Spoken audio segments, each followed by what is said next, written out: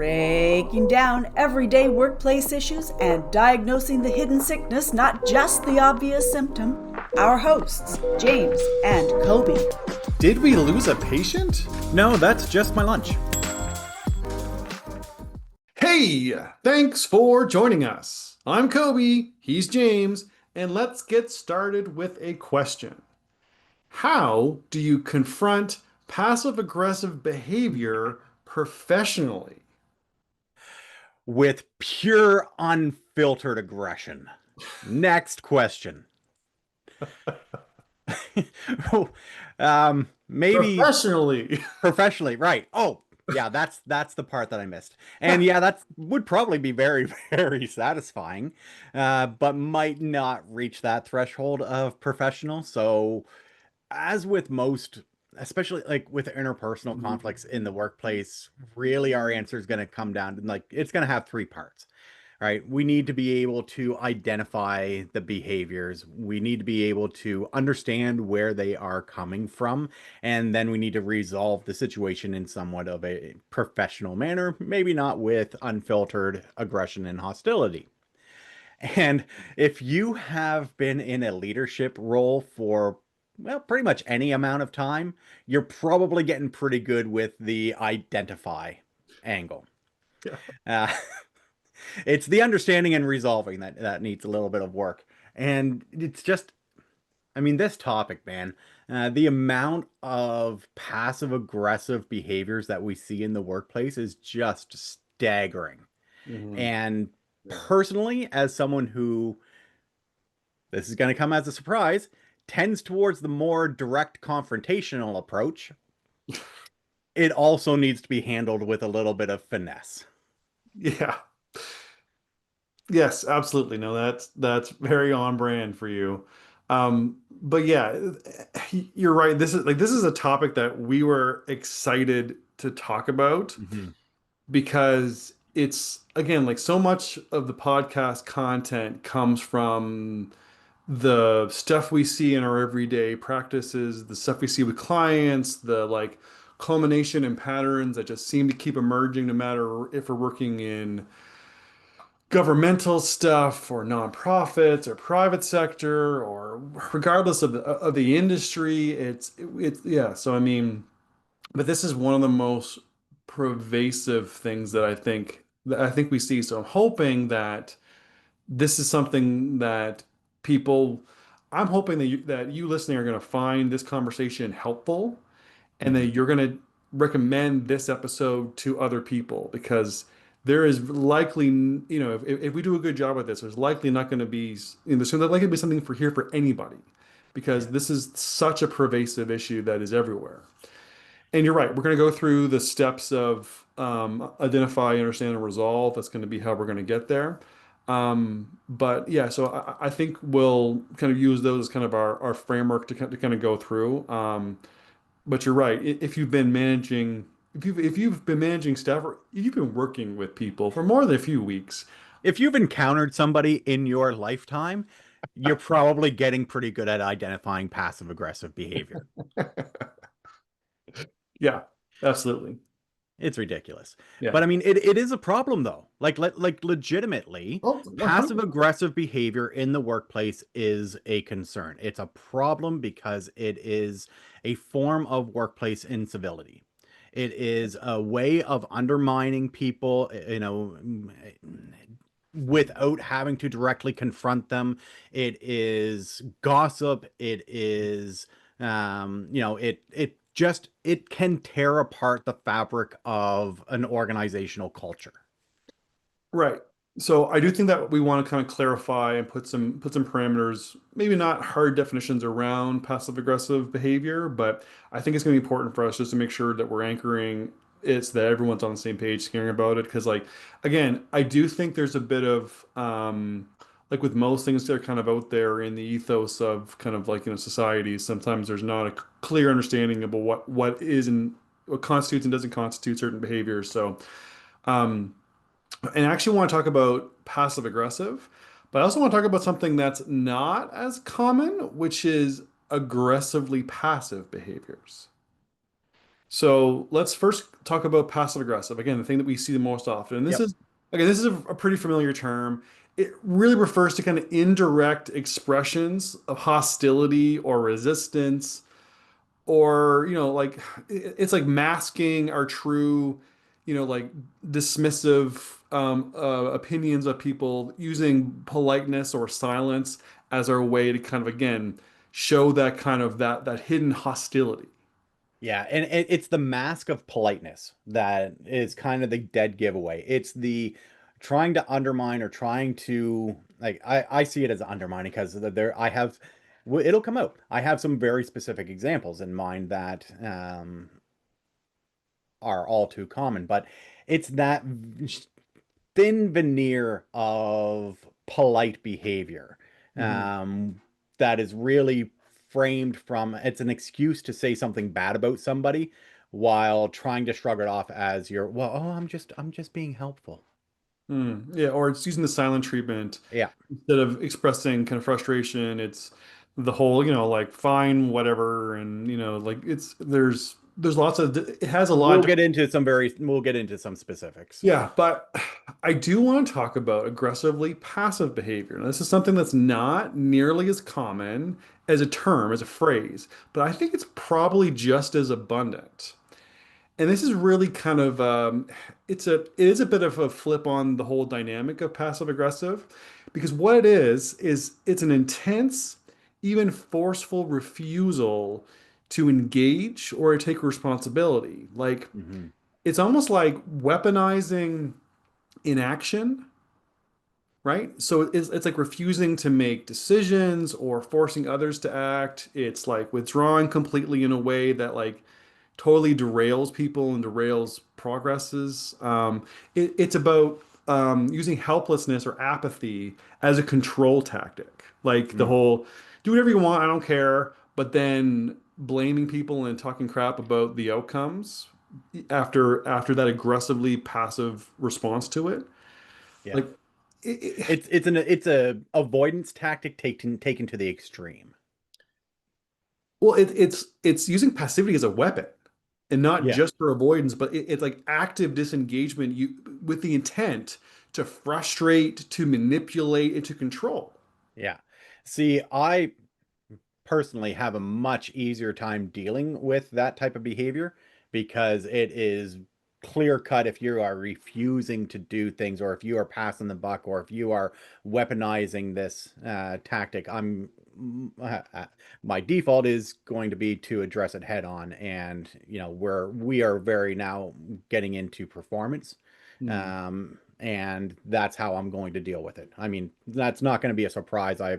I often lean on our performance management frameworks as my go-to because it is a very powerful tool to address not how the behaviors are impacting the workplace.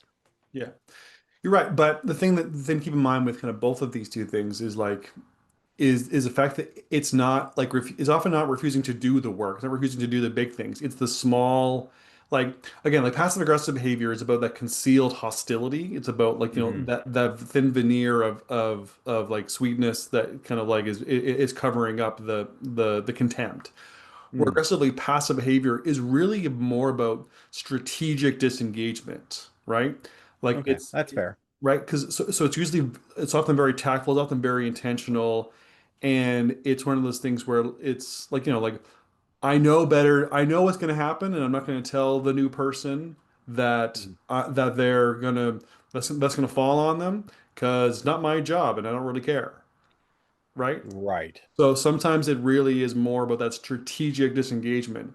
And this is one thing that I think we want to talk about when we move into understand a little bit is the the level of intent when it comes to passive aggressive and aggressively passive behavior plays a big part in it, because I mean the problem with again the problem with it actually, you know what, let's just move into understand, because I think we've outlined stuff pretty well. We've got a common definition that we can work Yeah. from for passive aggressive, and at this point, I'm not worried about any of our listeners not knowing what passive aggressive behaviors are because Mhm. you've seen them. Yeah. So moving into understand, some things that are important to know is that some Hmm. people are legitimately like raised on passive aggressive behavior. It's been Hmm. modeled with them their entire life, so they're not intentionally using it as like, like they're not weaponizing it the way that someone else that may be using it very strategically might be, right? Some people are just, it's kind of like how what they think is normal.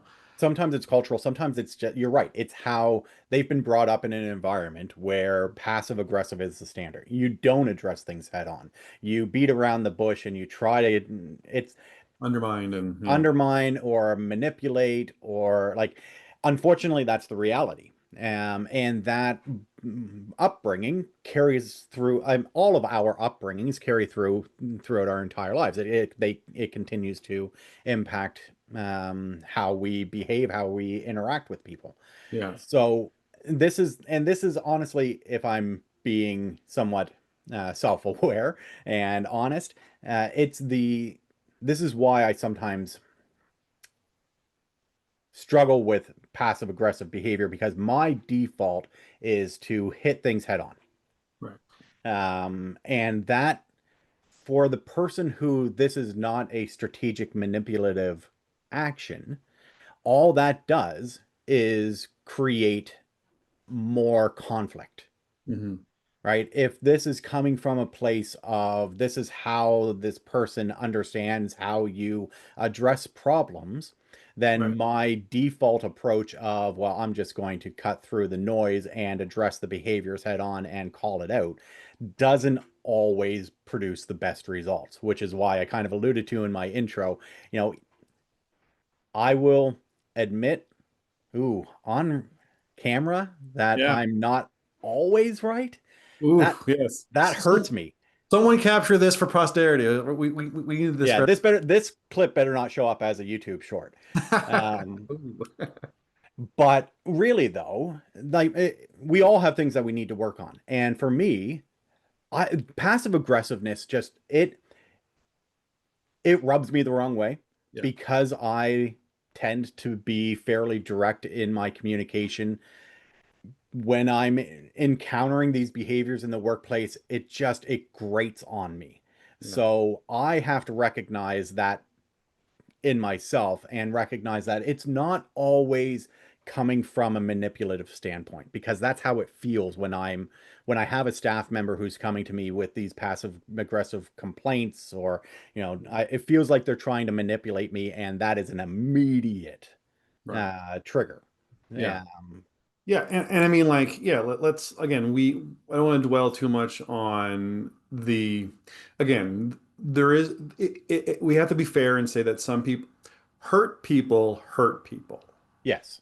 And it's sometimes it's not, again, a strategic intended, like effort to manipulate. Sometimes it's just, this is where they've fallen on as far as the only way that they can or they're able or they know how to deal with stuff is through passive aggressive approaches.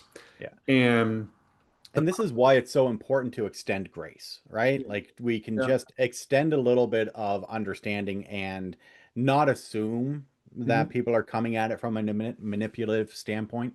yeah. Now the problem though is whether it's intentional or not intentional, the result, the outcome, the impact on the workplace is the same. Yes. And so I think that we said that caveat. So and we'll talk about the unintentional and the intentional when we get into the resolve pieces. But we providing grace and again understanding where it's coming from is important when you're looking at resolve. That's really where we want to get to. However, some people legitimately do use it as intentional Yep. manipulation, right? Yep, they do. And I think the reason why they use it is because it falls below the line for like thresholds around traditional misconduct in like policies. Yes. It is subtle. It is kind of like it is micro. It's one of those smaller things that isn't overt enough to maybe trigger discipline policies because it does fall below that line in the traditional way that we Hmm. define misconduct. And people know that.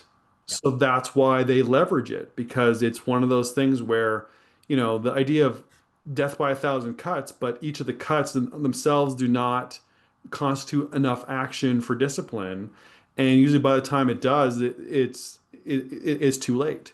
So there are people that do see that. And again, why they do that can be a number of things.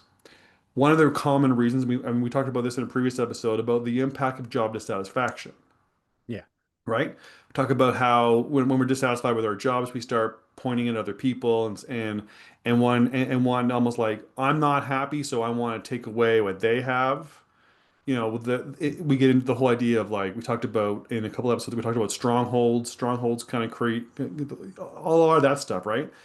And there is that sense of, I'm dissatisfied, so I want to make everyone else as dissatisfied with me. But again, which is kind of also a sample of hurt people, right?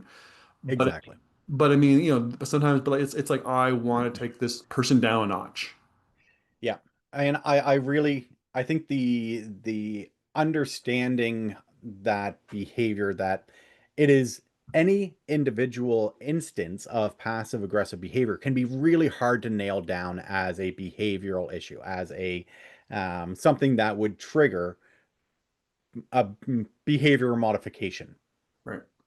Because and this is the almost insidious nature of passive aggressive behaviors in general, is that it gives the person so many outs too, of, oh well, I was just raising a concern, or I just want you to be aware, or I know, like, it is very difficult to nail down a particular behavior, which is why we need to look at actually expanding how we address hostility in the workplace in general. Mm. We've talked about it a lot in terms of workplace incivility is kind of the go-to that we use to address this. And I know we are kind of blending the understanding with resolve, but I think it's important to link these 2 points very closely of your traditional behavioral management, or the Progressive discipline. progressive discipline. Your traditional methods are probably not going to be enough to trigger a disciplinary process for passive aggressive behavior, unless you're able to document over time this pattern of behavior and the impacts that it's having. And even then, the impacts are often so far removed from the behaviors that it's going to be really difficult for you to draw that direct line, which is what makes it such an effective tool for causing problems in the workplace. Yeah. But if you want to address this, one of the really effective methods that we have seen and that we have used is to link it to workplace incivility, and to have a really strong policy around incivility that allows you to identify these types of behaviors and get ahead of it, rather than relying on more traditional progressive disciplinary processes. Yeah, and we'll jump into that when we get into resolve in more detail. But the one thing that I wanted to kind of just touch back on with understand is, in this, maybe an opportunity for you to share some specific examples, because, like, one of the things that is important to understand is what does constitute the types of, like, behaviors that this may look like. And one of the things that we were talking about kind of, before we started the podcast, was around toxic accountability. Yeah. Okay.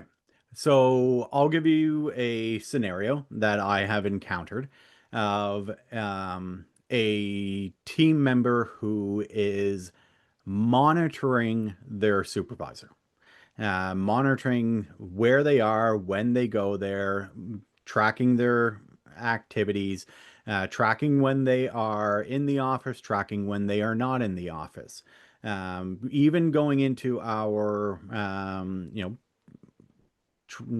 time tracking software and making sure that the dates that they have said that they are working from home are tracked as absences, in, like, really strictly monitoring what their supervisor is doing. Um, and then raising these as, oh, I think it's important for you to be aware of, here's 47 dates that I have tracked. And, 47 is a bit of an exaggeration. If there were 47 dates that they were been out, that's something else. But here is a list of times and dates that don't line up, right? And, even starts from I know this isn't my job, but I just want you to be aware. It's important for you to know. I'm looking out for your best interest type of conversation. And to be clear, wonderful human being, very good at their job and very effective in their role.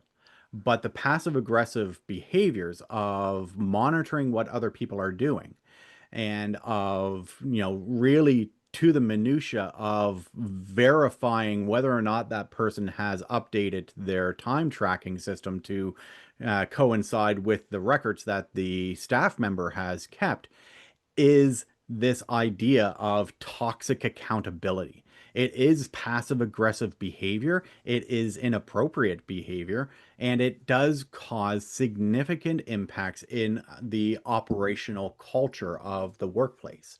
And so toxic accountability really happens. When the organizational culture shifts from the idea of maintaining standards to maintaining surveillance.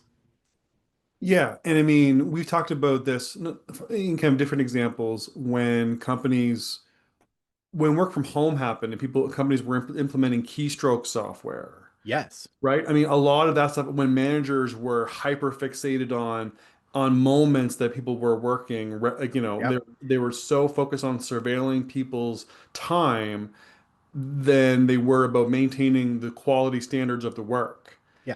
And right? these are passive aggressive behaviors from the organization too, right? It's Yeah. not only employees that do this, No. everybody's guilty of this. Hmm. And I Everybody love can be those two guilty of this. examples. What's that? Everybody can be guilty of this. Everyone does. Everybody can be guilty of it. I mean, we're all guilty of it at different points in our lives. Let's be real.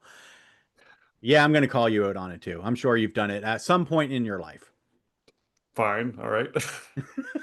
Moving on. I've got to justify everything I say.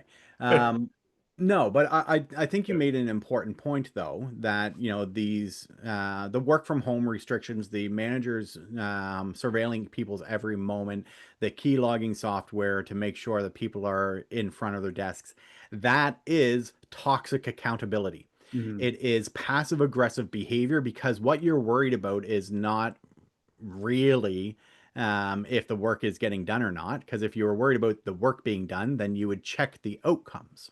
Right. It's you don't trust people, so you're putting these restrictive policies and practices in place. Yeah. And it is just as passive aggressive and it is just as damaging as any other instance. Yeah. Yeah. And I mean, like, we definitely have seen, the toxic accountability really popping up since kind of work from home was normalized and Yeah. hybrid work was normalized. And again, it's one of those things where, yeah, it is a term that people may appreciate hearing and they'll go, oh, that's what that is. But yeah, but it's one of those things where, again, you've seen it firsthand where it's employee to manager. We've seen it countless times where it's manager to employee. We've Yep. seen it where it's organizational rules to all Yep. employees, management and non-management. So I mean, it's definitely a pervasive issue that we've seen more.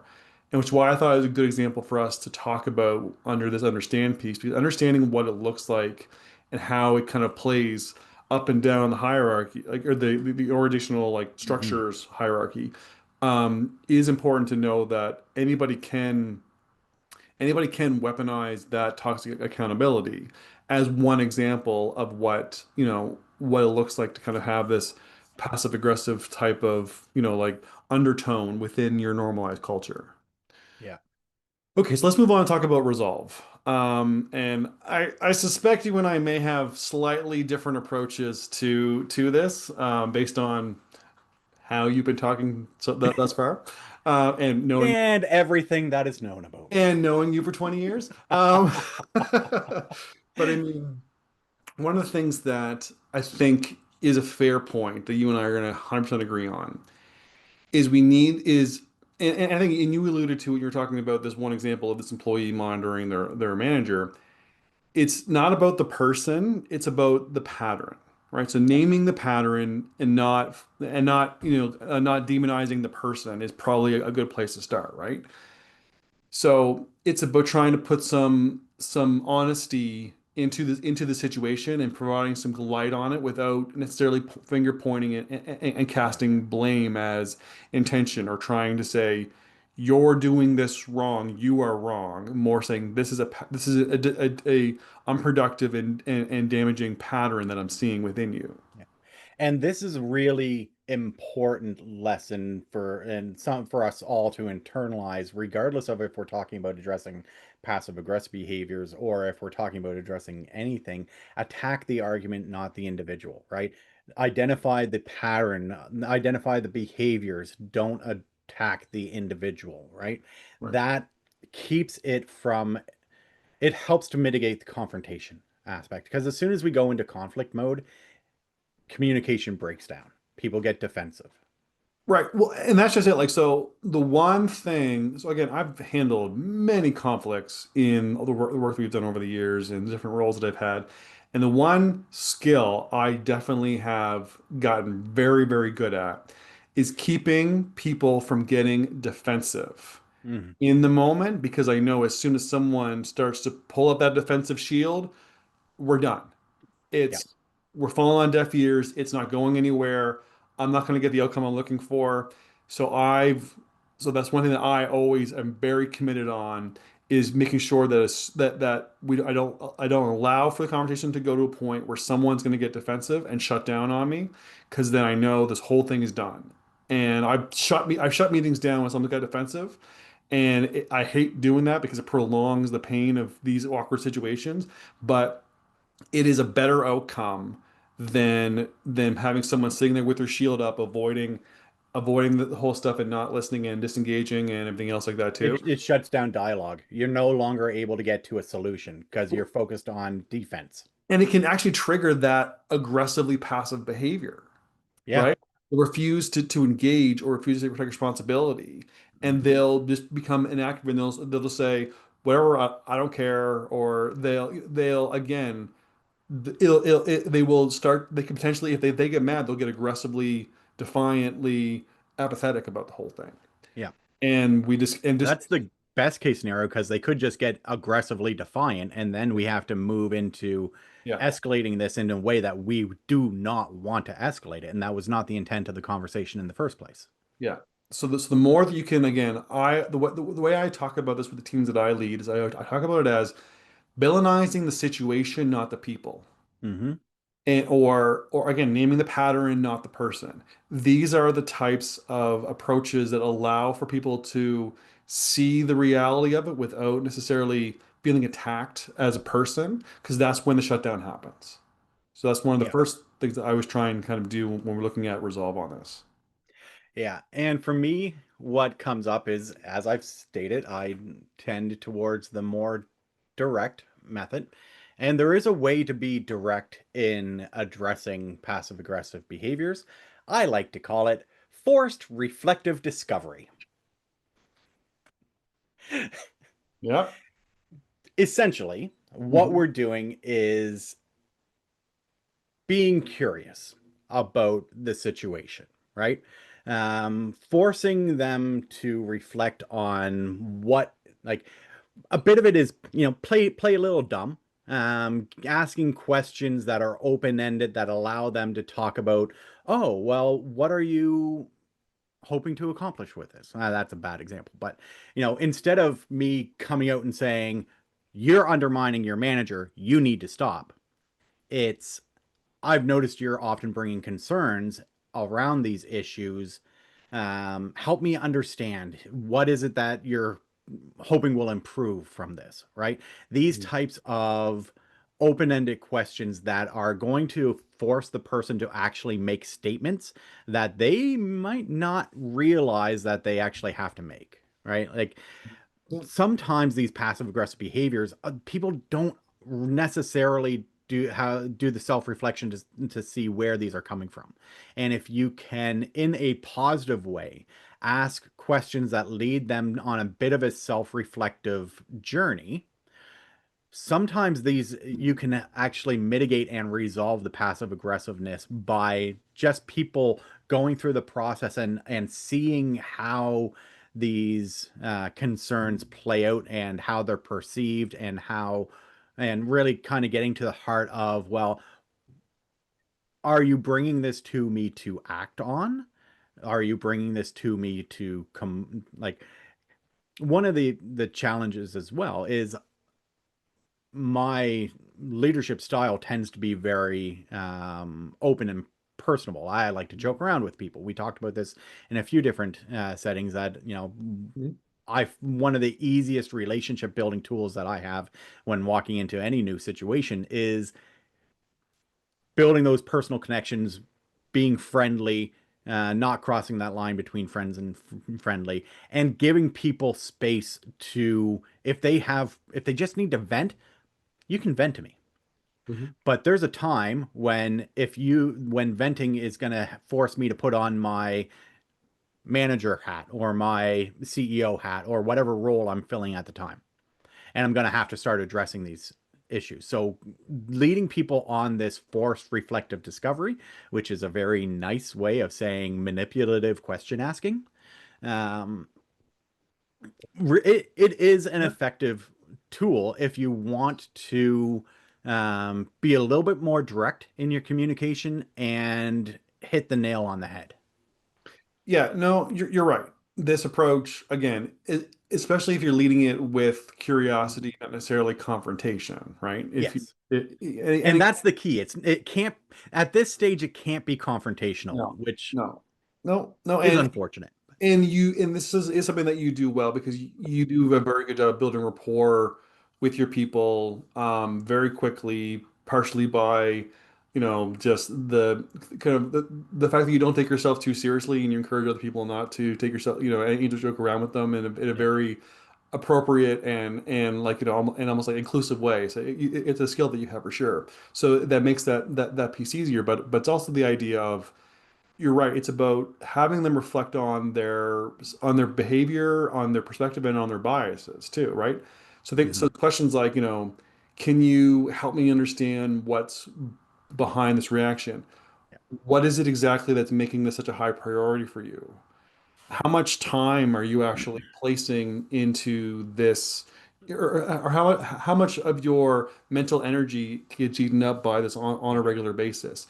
And again, it's about putting them into a situation where they're trying to like almost like drop like a question bomb on you and have you do the things that they want you to do to get the outcome that they're looking for. But what this idea, this sort of forced reflective discovery approach that you're quite good at, it's about turning the tables on them a bit, and you're almost having them confront with Yeah. the stuff that they want to be more passive about, and they don't want to say it loud, but you're almost like leading them towards a path where they're going to have to actually like say what they actually want and why they actually want it. Yeah. And it's something that's very uncomfortable. Often it doesn't happen in one conversation. No. And often the forced reflective discovery approach of having them put in the work to tell you what it is that they are looking for has either them have those moments, and usually when it's more of that, talked about if they were raised on the passive aggressiveness, Yes. usually they end up going on their reflective journey. But if they're being strategically manipulative, they just stop coming to you Yep. because you're not doing what they You're want. not playing their game. Yeah, so they just go, well, I'm not gonna get there. So I'm just gonna stop doing it altogether. And and again, which both of those are successful. Obviously, the self-reflective journey where they learn about their biases and they maybe put a bit more accountability around what they're doing is the better outcome. But stopping the behavior is acceptable outcome as Yeah. well. Making sure that the behavior is so self-reflective journey, absolutely the best case scenario. Having somebody come to that realization of the impact that these behaviors is having, and having them go on that journey and make the decision to change behaviors. That's what we want every single time. Not going to happen, but that's what we're working towards. The other situation that you identified, I just want to be clear that just because somebody stops coming to you doesn't mean that they've given up. Right. So if they stop coming to you, you're gonna want to make sure that those behaviors don't go from passive aggressive statements coming to you to passive aggressive actions playing out in the team, because that can be exceptionally dangerous. And that's where, like, all of these things, everything that we talk about in all of our podcasts are interconnected, Yeah. right? That's where workplace incivility language is going to help. That's where progressive discipline structures is going to help. That's where your integrity leadership and the way that you handle leadership responsibilities and the power that you've been entrusted with is going to help. That's where building, focusing on eliminating or mitigating job dissatisfaction and building psychological safety is going to help. Even the comment that you made earlier, Kobe, about where is it coming from and how much time and energy is it taking from you? That's where, like, if you've had conversations around people's emotional load, Mhm. it's going to help, right? If you can create all of these things that we are talking about, where we talk about the same issues and resolving these issues, and we can come at it from many different points. If you look at take a holistic approach of, here are all of the different things that are going to help us. It's not just relying on one tool for one purpose. Everything that we talk about, and this is a bit of a self plug, but everything that we talk about on this podcast is designed to give you more tools in your tool belt to be able to pull out the right response based on the situation. Yeah, absolutely. No, and especially our last episodes where we talked about, our last episode we dug into psychology around emotional load and then leadership tips from earlier in the season. So yeah, Yeah. and even the ideas of like thinking that you need a single tool to address the one problem, passive aggressiveness, is how silos get created and everything too. So that it really does all kind of play off each other. Um, I want to talk about two more kind of strategies for resolution, Okay. and then I actually want to fully go into workplace instability. You brought it up a few times, but I think we've got a really tangible takeaway for people with that. But so the first two things we said around resolve were name the pattern, not the person. Yep. Second one was around the forced reflective discovery, but again, using curiosity, not confrontation. But the next two are kind of connected. But one of them is about, and this is where you've been going from the beginning, is set expectations for directness. Hmm.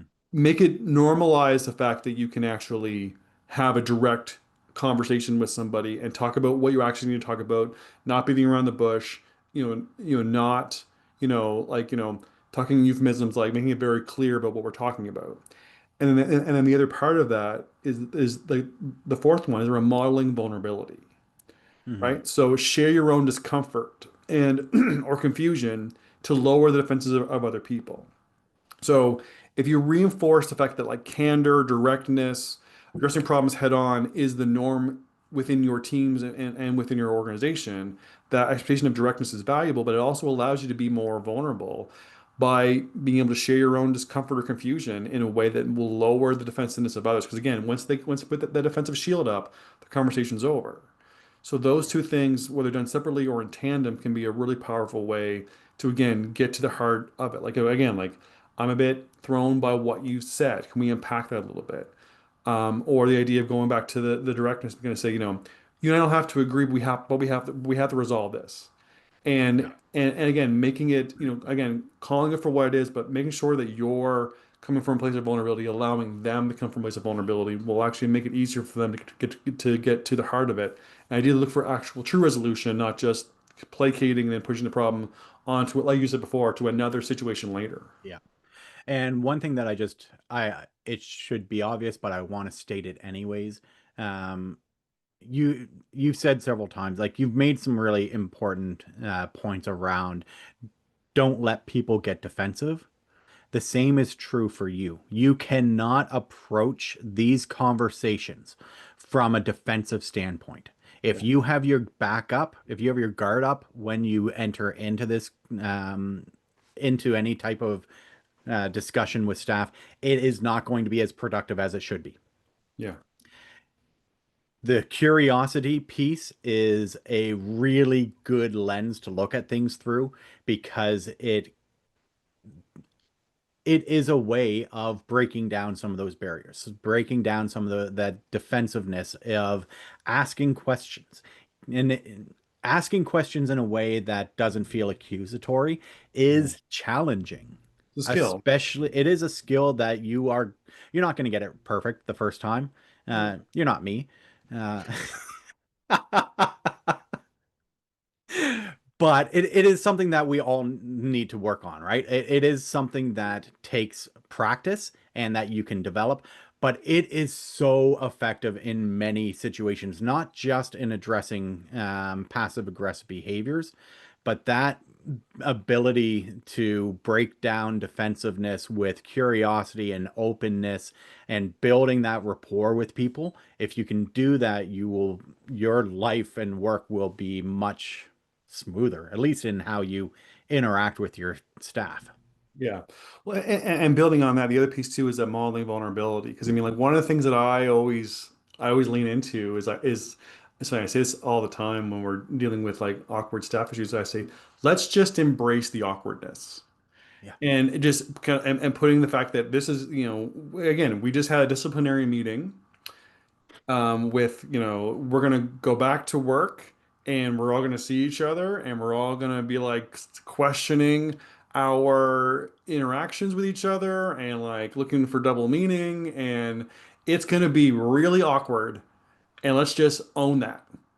Yep. And sometimes that, again, can be very, like, it can lower defenses, right? There's strength in acknowledging Mhm. pieces and things up front, right? Calling it what it is, putting a label on things does actually, once we can identify something and we can label it, then we can address it, right? Like it's Yeah. this part of the whole identify, understand, and resolve is so that we can talk concretely about issues.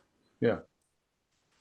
Okay, so again, so those four strategies for resolve: name the pattern of the person, the force reflective discovery, setting expectations for directness, and motor vulnerability. Those four things are really helpful, but I think the most tangible, helpful thing that I want to kind of end the conversation on is going to be around really understanding and utilizing and implementing workplace incivility into your policies, into your approaches, into the language that you use in Yeah. your workplace is probably one of the single most powerful tools.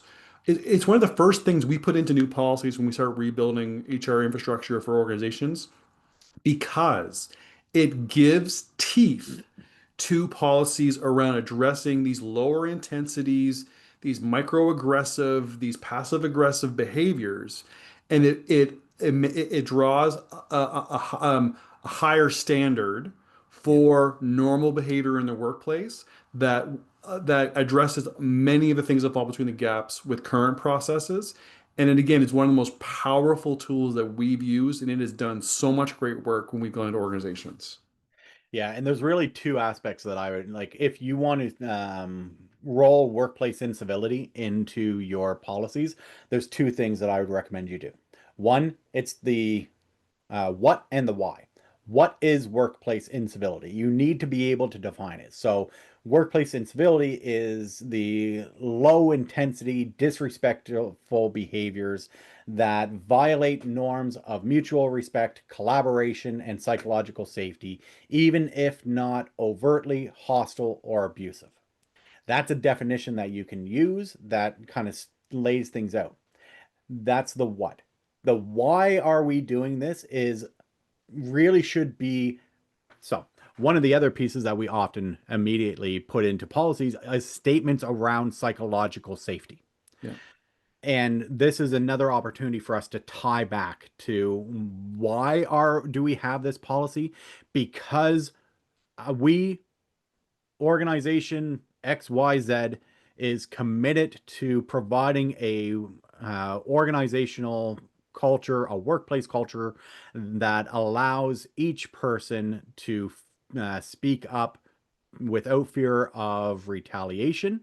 To do so in a professional manner, we're going to tie in our professional conduct policy. We're going to tie in our um, we're going to make this really connect in. It's not a appendix to our policies. It's going to be interwoven and connected to many different elements of it so that we can keep coming back and we can label something as workplace incivility when we need to put teeth to some of these behaviors.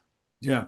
So one of the tricks that I used a little while ago with an organization that I put in the language around workforce incivility was I intentionally referenced. So I referenced it in terms of like intentional dismissive behaviors was kind of how it was positioned. And one of the examples that I gave was eye rolling Mm-hmm. because I knew it was going to invoke comedic responses to it. People were going to joke about it. People were going to talk about it. People were going to end up like making fun of it a little bit, like, in a lighthearted way to me. And I did that with intention because what that meant was people were talking about a new policy in a way that no one can claim ignorance. Yeah. So when they start making eye rolling jokes, that's confirmation that they've read the policy and that's something that they can't claim. Well, I didn't know this new policy was in place when this say sorry, it has been a topic of conversation around here for a while. And it cuts out that often passive aggressive argument to It's why, my first day. right. But I mean, putting in those types of examples, and again, and because one of the things too is that what I like about incivility is that the language is that there is baggage behind passive aggressive being used in policy. There's baggage behind microaggressions being used in policy. They have like their own almost like gravitational pull, those two terms, and Yeah. they can trigger defensiveness very, very quickly. So not so depending on the organization, I often don't recommend we use those two terms specifically when it comes to the progressive discipline. I like to kind of categorize it under workplace instability, which is a more friendlier term, but identifying the behaviors around, eroding trust, installing progress, and creating psychological strain within teams and these types of things into it. Basically saying microaggressions and passive aggressive behavior without labeling them as such, because then it almost like removes a bit of the stigma around those two terms, but still gets to the heart of the issue. And Yeah. I mean, so again, like there is some strategy when it comes to rolling it out with the organizations, and maybe adding it in later can be something that might be important.